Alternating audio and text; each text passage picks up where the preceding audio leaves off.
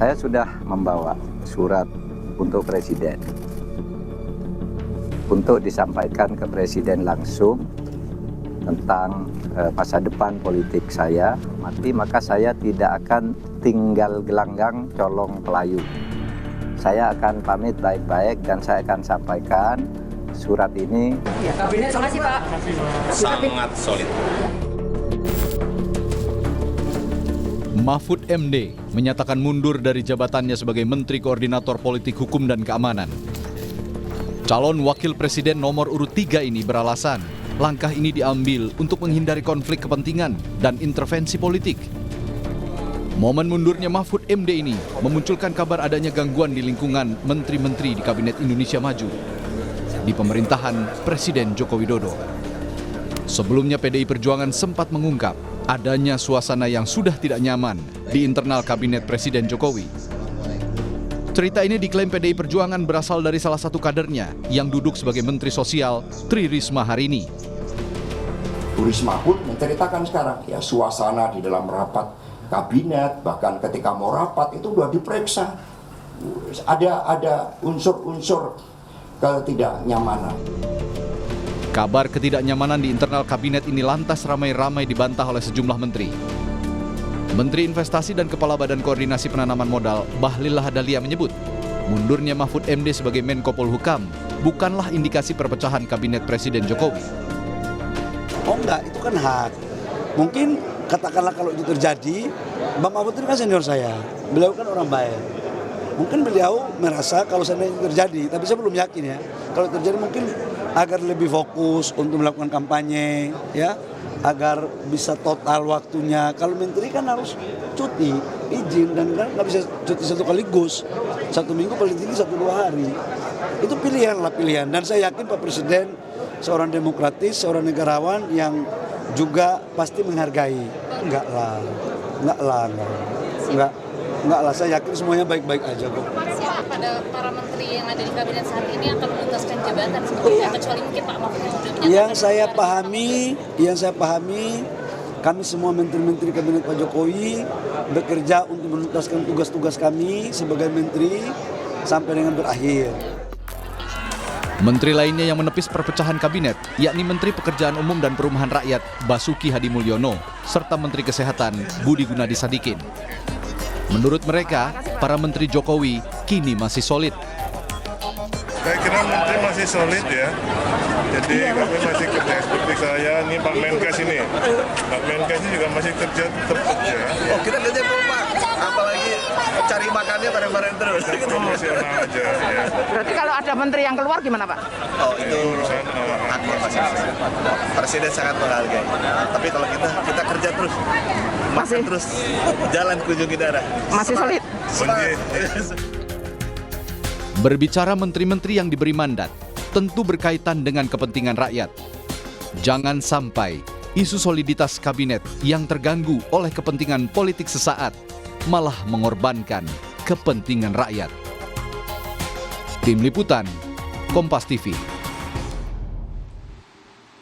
Saudara Menko Polhukam sekaligus calon wakil presiden nomor urut 3 Mahfud MD ini memastikan mundur dari kabinet Jokowi Ma'ruf. Ini memicu spekulasi tidak solidnya kondisi di internal yang ada di kabinet Presiden Jokowi.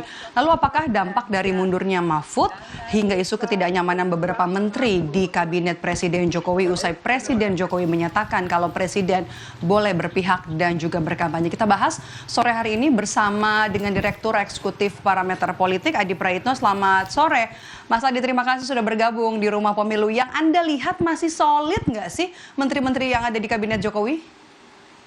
Ya, sejauh hari ini kabinet Jokowi masih solid ya. Karena mundurnya Mahfud MD ini kan sebenarnya tidak ada kaitannya dengan insoliditas kabinet. Kalau ada informasi kabinet itu nggak solid, ada suasana batin yang tidak nyaman, ada suasana batin yang tidak kondusif, ya itu sering kita dengar misalnya dari pernyataan sejumlah elit PDIP.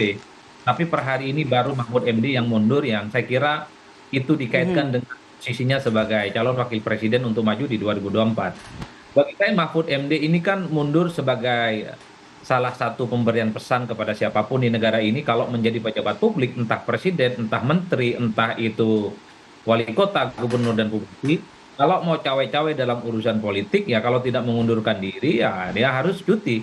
Itu jauh menjadi sesuatu yang elegan di tengah desakan publik supaya pemilu di 2024 ini jauh dari konflik of interest, jauh dari abuse of power. Kan itu yang sebenarnya satu sinyalmen kenapa Mahfud itu mundur. Ini untuk penegasan ketika begitu banyak pejabat-pejabat elit di negara ini disorot soal etik dan moralnya, Mahfud ingin memberikan contoh. Yang kedua, tentu saja kalau saya mau jujur sebenarnya Mahfud juga mulai nggak happy karena posisinya tentu saja mulai tidak dianggap ya. Ini semacam dianaktirikan soal posisinya sebagai calon wakil presiden.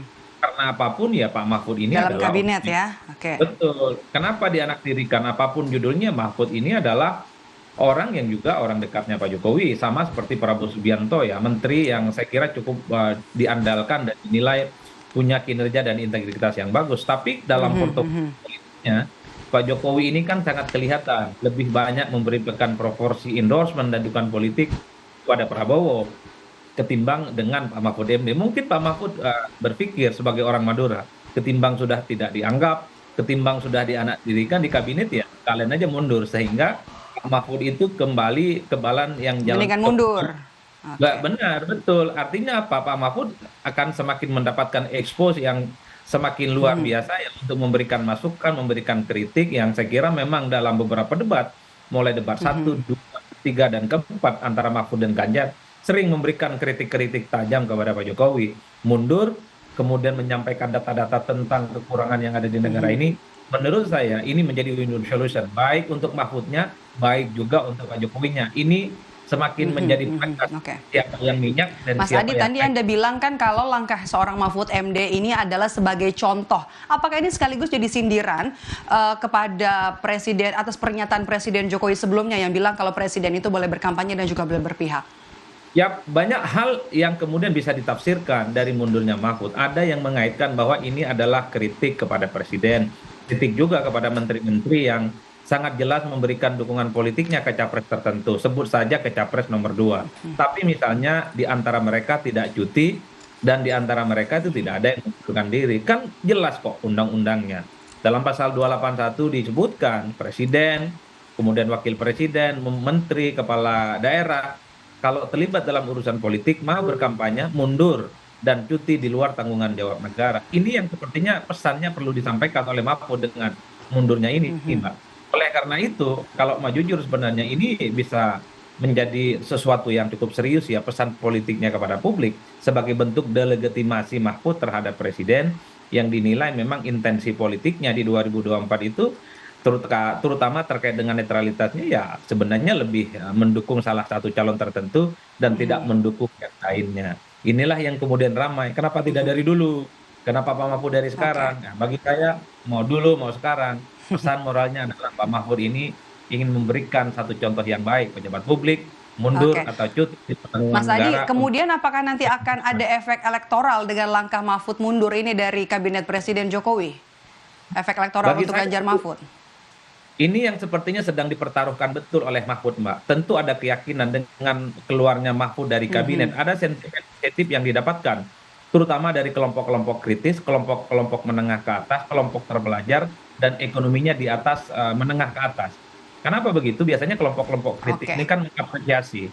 Tapi problemnya adalah apakah respon positif yang timbul terhadap mundurnya Mahfud MD ini bisa diterjemahkan sebagai faedah elektoral, sebagai insentif politik elektoral, tentu sangat tergantung kerja-kerja politik Mahfud dan tim suksesnya menerjemahkan ini di bawah. Karena dulu misalnya ketika ada kasus MK dan MKMK, sentimennya negatif, tapi nggak nyerap ke bawah, sehingga dalam elektabilitas Prabowo dan Gibran tetap kuat.